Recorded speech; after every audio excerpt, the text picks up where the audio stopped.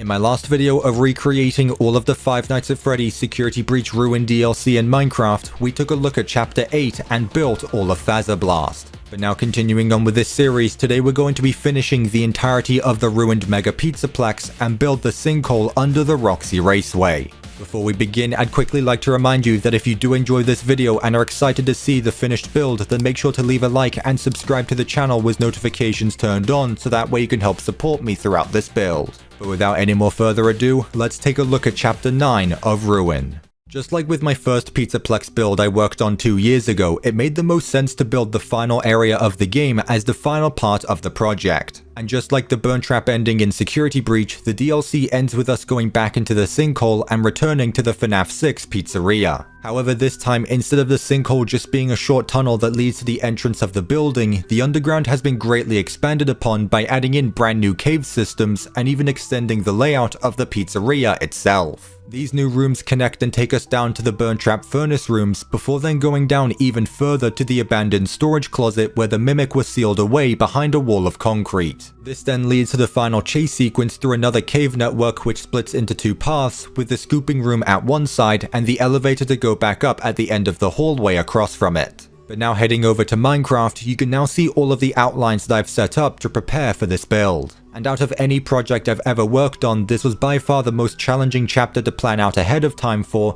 as almost the entire area is made up of natural terrain instead of simple shapes like the attractions of the Pizzaplex. So with all of that being said and the outlines now fully added, there is only one final thing left to do and get started working on the build itself.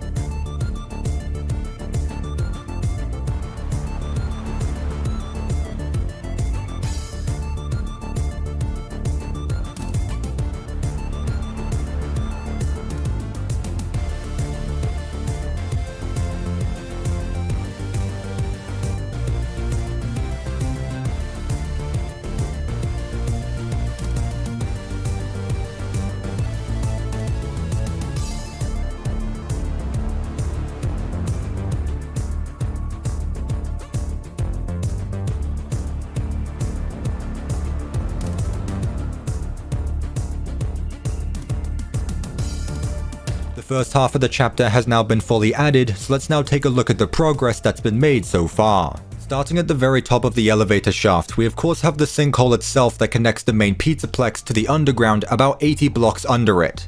Now this entire build is made up of different types of stone blocks, which is a big change compared to the rest of the pizzaplex. However, I do have past experiences with terraforming like this, so it wasn't a huge challenge to make it go all the way down to the bottom floor. Seeing everything from the outside though, you can see a small problem that I had to work around, and that's having the AR version of the Roxy Raceway right next to the sinkhole. Now this is actually very similar to how it looks in Ruin, as the top half of the sinkhole is fully rendered along with the raceway, and there's even a small part of it that clips into the AR world a little bit. However, in Ruin, the actual underground section isn't connected to the sinkhole, and it's actually on the opposite side of the map, since the caves would be clipping into the AR raceway if it was all connected together. However, for this recreation, I obviously wanted to keep the entire build all connected as one build, so I had to extend the sinkhole down deep enough so that way the sinkhole itself doesn't collide with the AR raceway. But now taking a look at the underground section itself, the build still uses the same types of blocks, but this time there's a few extra decorations lying around like pipes all around the wall,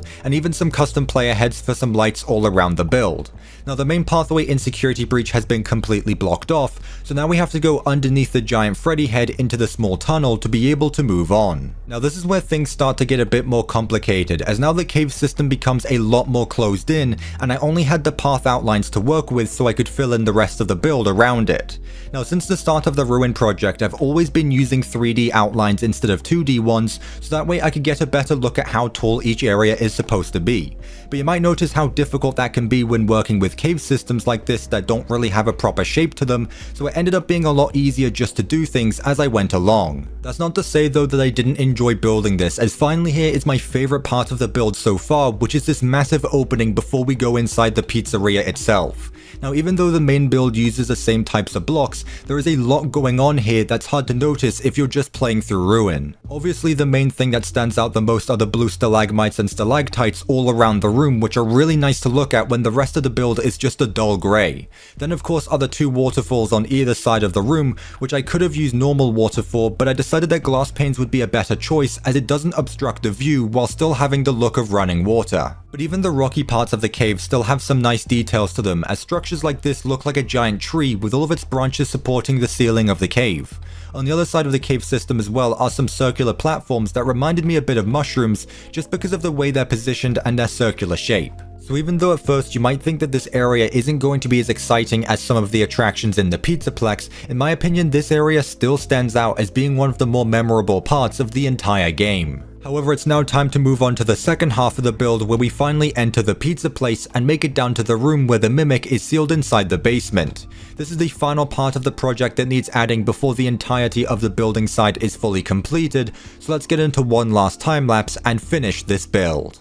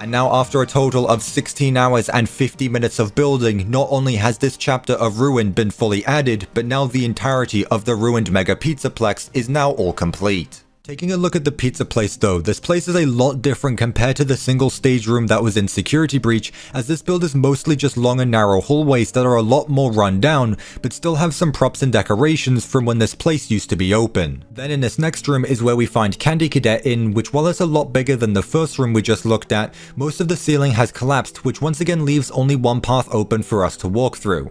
Now going back to Candy Cadet, the reason why I haven't added them in yet is because I wanted to wait until the entire build was finished first, so that way I could properly add in any of the animatronics afterward. The main reason for this is that instead of using blocks to recreate the animatronics, I'm going to be using armor stands instead, so that way I can recreate each of the animatronics with a more accurate model. But now moving down into the basements, we now reach the area that Burntrap was in during the boss fight at the end of Security Breach, which is almost the exact same as it was before, but with some slight changes made to it since we're now able to walk around it properly. The main room still has the charging station in the middle of it, as well as the vent that connects back to the room we play in during the boss fight. However, since that room doesn't actually appear in Ruin, I decided not to add it since I'm only building what's seen in the DLC. Then at the end of the second hallway is yet again another stairway down, but this time it leads to a small cave opening that finally connects to the room where the Mimic is sealed behind. This is probably the most important room of the entire building, as not only does it have the forklift that we use to free the Mimic, but also the storage system for the Mexa system, as well as the computer that we use to disable it. Now the room that the Mimic itself is actually inside is pretty empty other than some hanging wardrobes,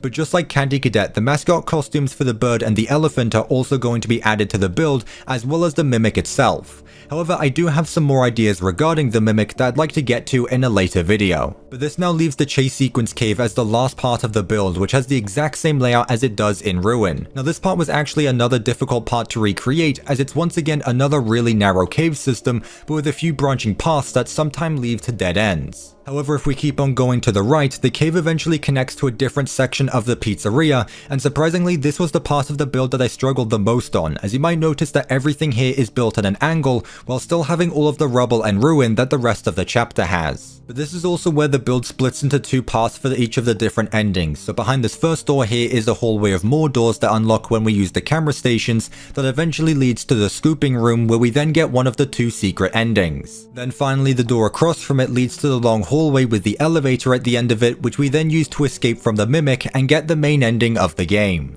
However, now that the building side of the project has been fully finished, I'd next like to start going over the second half of the project, and just like all of my other FNAF builds, start to make this build as functional as possible. Let's start with what I've been talking about throughout this entire video and add in the animatronics themselves, starting with Candy Cadet. Now as I mentioned, all of the animatronics are going to be made by using armor stands, so that way I can make them as detailed as possible. Since normal armor stands are very limited with what I can do with them, I always have to use multiple for these models and manually teleport each one into different positions to make them look like what I'm recreating. And here's the finished Candy Cadet model, which is made up of 28 different armor stands.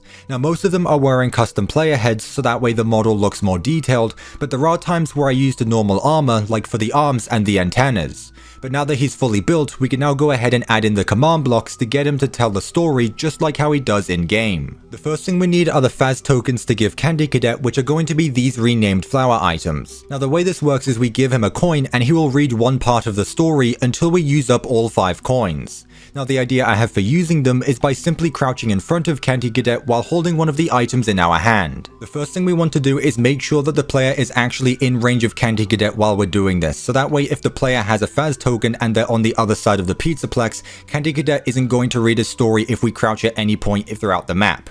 So in this first command block here we have an execute command that is positioned at the position of the Candy Cadet armor stand, which is running an execute command to see if the player is within 2 blocks of the armor stand. So if I go ahead and put a comparator outside of this command block and walk up to the Candy Cadet armor stand, you can see that the comparator is going to power whenever we're 2 blocks from the Candy Cadet. Next we want to make sure that the player is actually holding the sunflower item in their hand. So by using this next to execute command here, it is detecting to see what item is currently being held in the player's hand. So for this example, we want it to be the sunflower. So if I go ahead and put that in there, then go ahead and activate the command block again. If we walk up to Candy Cadet, it's not going to power the command block anymore, but only if we hold the Faz token in our hand. Now this next part is going to need a few more command blocks. So I've gone ahead and made a platform outside the pizzeria, so that way we have the space to work with. So you can see at the side of the screen that I have a scoreboard set up called Cadet Crouch, and this is going to keep on going up every time I hold down the shift key. And this is because this is the way we're actually detecting when the player is crouching, so we can set up this scoreboard to be connected to the command blocks that detect whenever we're near Candy Cadet. However, since we want that number to reset whenever we let go of the shift key, this command block right here is going to set the score back to 0 whenever we do that. However, this command block is going to send an output when we're doing so, which is going to be the way we power the rest of the system. So now if I walk up to Candy Cadet with the Faz tokens in my hand and I go ahead and crouch, you can see that that command is going to send an output and power whatever commands we want. Next, we want Candy Cadet to tell part of the story in 5 individual parts. So every time we use a Faz token, another part of the story is going to be told. So in each one of these command blocks here is one part of that story, all the way until the entire story finishes when we use all 5 Faz tokens. The way each one of these command blocks power is when one of these repeating command blocks send an output, which you can see is detecting for when the scoreboard Cadet story matches 1. So if I go ahead and give myself a scoreboard of Cadet story 1, you can now see that in chat part 1 of the story has been told. And every time I go ahead and add 1 to the scoreboard, the second command block is going to power and tell the second part of the story all the way until all 5 parts have been told. So once again, if I go ahead and crouch in front of Candy Cadet, you can now see that the story is now going to play every time we crouch while holding one of the Faz tokens. Now you may have also noticed that I've gone ahead and added a command block that is going to remove a Faz token whenever we do this. That way when we use all 5 Faz tokens, we're not able to listen to the story again. However, for the sake of replayability, what I've gone ahead and done is added another command block here that is going to set the Cadet story scoreboard back to 0 after the 5th part of the story has been told. That way we're able to listen to the story as much as we want whenever we have enough Faz tokens. And those are all of the command blocks needed to get Candy Cadet to work. So what I've gone ahead and done is added in some quick sound effects to play every time he tells a part of the story until it ends and the full story has been told and he resets the system. But that is now the first working feature added to this map, and while it wasn't all that complicated, it should hopefully give you the idea of what I'd like to do for the future of this project. Next, let's move on to something that I've been doing throughout this entire series and take a look at the AR version of the build. Now luckily though, instead of the entire chapter needing to change, the only room where we can use the Vanny mask is in the one with the Mexa system. So underneath the floor here, I've gone ahead and made an exact copy of the build but added in the few AR glitching objects. And just like every other attraction in the Pizzaplex, the way we travel between the two is by putting on the Vanny mask item, which will then teleport us down to the build below, and then taking it off will teleport us back up to the main one again. All that's needed to get this to work are these 3 command blocks here, with this first one detecting to see if the player is wearing a player head, and if they are, it will then activate this teleport command to teleport us down the exact amount of blocks needed to go to the AR version of the build. Then when we take the Vanny mask off, it's then going to unpower this comparator here, which will turn on this redstone torch, which will activate this second teleport command to take us back up to the normal world. Now there are still a lot more features that I can add to the AR dimension, but I'm going to be leaving those for their own dedicated video since they're going to need a lot more time to recreate. So finally, the last thing I want to do for this video is to add in the 2 mascot costumes for the elephant and the bird, as well as the mimic to go along with them. Now unlike Candy Cadet, there isn't really going to be any gameplay attached to them since they're really just props. However, it's still going to be a small addition to the build to make it feel a lot more immersive.